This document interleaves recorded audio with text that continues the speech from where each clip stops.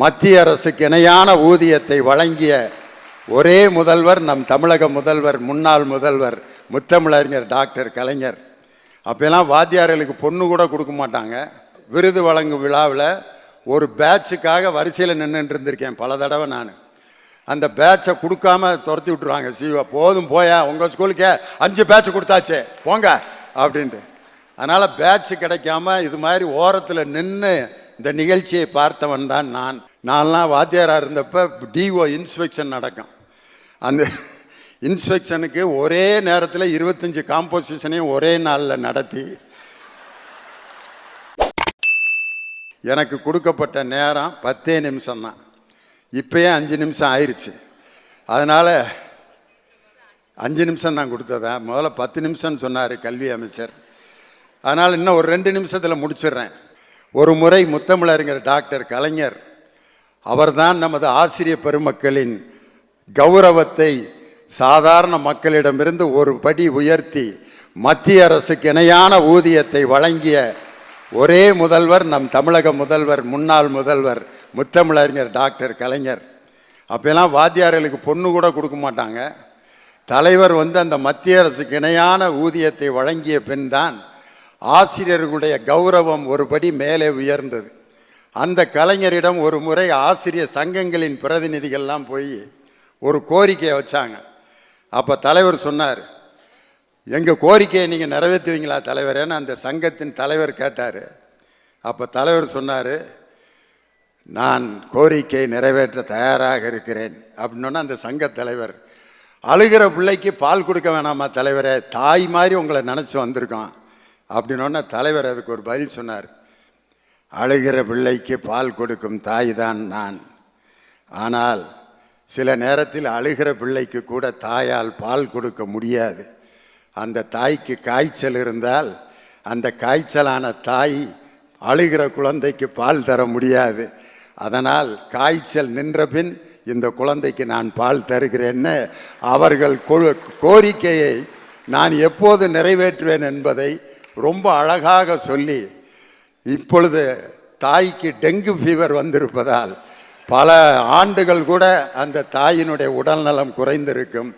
ஆனால் உடல்நலம் சரியான பின் இந்த தாய் பால் நினைந்தூட்டும் தாயாக எப்பொழுதும் இருப்பாள்னு சொல்லி அந்த கோரிக்கையை கேட்டு வந்த ஆசிரியர்களின் மனதை குளிர்ச்சிப்படுத்திய தலைவர். இங்கே வந்திருக்கக்கூடிய ஆசிரியர் பெருமக்கள் எல்லோருக்கும் என்னுடைய ஆசிரியர் தின வாழ்த்துக்களை சொல்லி, நான்லாம் வாத்தியாராக இருந்தப்போ டிஓ இன்ஸ்பெக்ஷன் நடக்கும்.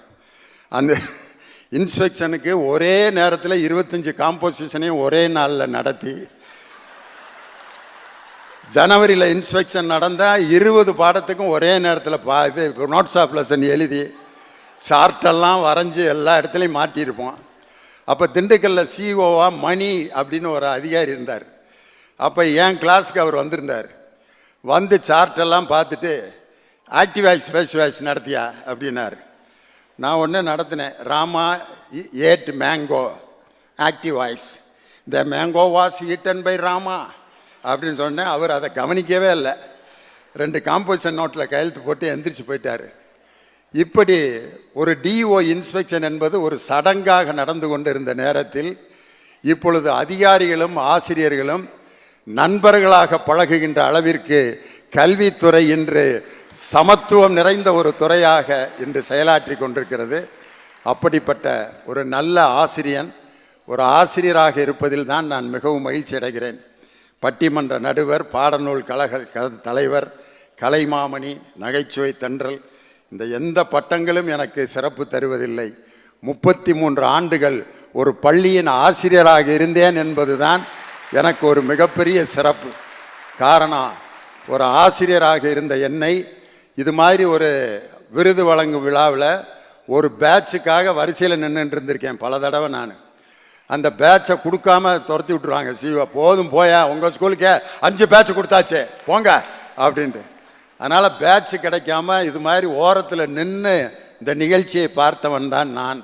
ஆனால் என்னை 33 ஆண்டு காலம் ஒரு ஆசிரியர் பணியில் இருந்த எனக்கு பாடநூல் கழக தலைவர் என்ற பொறுப்பை வழங்கி இந்த வரிசையில் என்னை அமர வைத்தவர் நம் தமிழக முதல்வர், திராவிட மாடல் முதல்வர் தளபதி மு.க. ஸ்டாலின் அவர்கள்தான். அதனால் இந்த அருமையான நிகழ்ச்சிக்கு வருகை தந்து ரொம்ப நேரம் உங்கள்கிட்ட பேசலான்னு ஆசை தான். ஆனால் நமது மாண்புமிகு விளையாட்டுத்துறை அமைச்சர் அவர்கள் வேறு நிகழ்ச்சிகளுக்கு செல்ல வேண்டி இருப்பதால் இன்னும் சில காலங்களில் அவர் விளையாட்டுத்துறையில் எடுத்திருக்கக்கூடிய அந்த முயற்சியில் இப்பொழுது பேரா ஒலிம்பிக் போட்டியில் 21 பதக்கங்களை நமது இந்தியா நாடு பெற்றிருக்கிறது. அதில் 6 பதக்கங்கள் நமது தமிழக வீரர்கள் பெற்றிருக்கிறார்கள். இது பேரா ஒலிம்பிக்கினுடைய ரிசல்ட். ஆனால் எங்களுடைய விளையாட்டுத்துறை அமைச்சருடைய முயற்சிக்கு பிறகு அடுத்த ஒலிம்பிக் போட்டியில் நமது தமிழக வீரர்கள் தங்கப்பதக்கத்தை வெல்கின்ற அந்த மிகப்பெரிய சாதனையை அவர் நிகழ்த்தி காட்டுவார் என்று சொல்லி இந்த அருமையான விழாவிற்கு எனக்கு வாழ்த்துரை வழங்க இந்த குறுகிய நேரத்திலும் எனக்கு வாய்ப்பு கொடுத்த பள்ளி கல்வித்துறை அமைச்சர் அவர்களுக்கும் இதை நடத்தி கொண்டிருக்கக்கூடிய அதிகாரிகளுக்கும் ஆசிரியர் பெருமக்களுக்கும் மீண்டும் எனது ஆசிரியர் தின வாழ்த்துக்களை சொல்லி உங்களிடமிருந்து விடைபெறுகிறேன். நன்றி, வணக்கம்.